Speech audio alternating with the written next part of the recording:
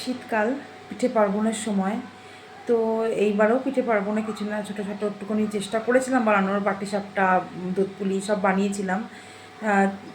একদম ছোটোবেলা থেকে মায়ের কাছে খেয়ে এসেছি, বিয়ের পরে শাশুড়ি মায়ের কাছে খেয়ে এসেছি। তো তাদের মতন অত ভালো করে পারি না, কিন্তু চেষ্টা করি।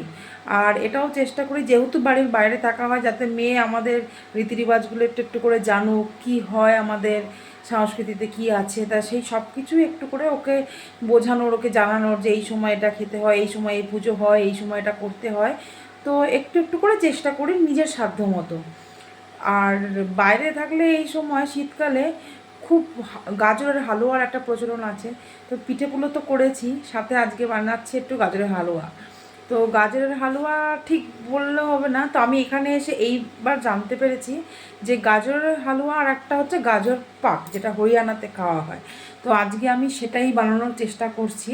হ্যাঁ, তো আমি মোটামুটি গাজর হালুয়া আর গাজর পাকের মধ্যে পার্থক্য হচ্ছে গাজর হালুয়াটা গ্রেট করে নিয়ে পুরো রসটা বের করে দিয়ে তারপরে ওটার প্রিপারেশানটা নেওয়া। আর গাজরের পাকে হচ্ছে ওটার রসটা বার করে না, পুরো 1 কিলো যদি গাজর হয় তাহলে 1 কিলো সমপরিমাণ দুধ, 1 কিলোই দুধ থাকবে, আর ওই রসটা বার করে না দিয়ে আস্তে আস্তে আস্তে আস্তে স্লো কুক করতে করতে ওটা রেডি করা। তো আজকে বানাচ্ছি আমি সেই গাজরের হালুয়াই, সেটাই তোমাদের সাথে শেয়ার করছি, দেখাচ্ছি, দাঁড়াও।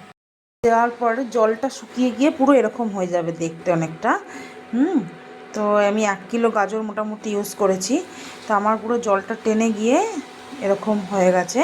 এরপর আমি এটাতে দেবো দুধ, আর দুধ দিয়ে কিছুক্ষণ ফোটাবো, পুরো ড্রাই হয়ে গেলে ফাইনাল লুক অবশ্যই তোমাদের সাথে শেয়ার করব। তারপরে দিয়েছিলাম দুধ, দুধ দিয়ে কিছুক্ষণ ফোটানোর পরে এর মধ্যে যখন টেনে গেছে তারপরে কিছুটা ড্রাই ফ্রুটস, ঘি আর একটু এলাচ গুঁড়ো দিয়েছিলাম। বাইরে সবাই মোস্টলি মোষের ঘি খায়, কিন্তু আমি দিয়েছিলাম গরুর দুধের ঘি, যেটার প্রতি আমি খুব অবসেসড। বাঙালিরা গরুর দুধের ঘিটাই বেশি পছন্দ করে। আর রেডি হচ্ছে গরম গাজরের হালুয়া, গরম গরম সবাইকে সার্ভ করে ফেলুন। Tata, by.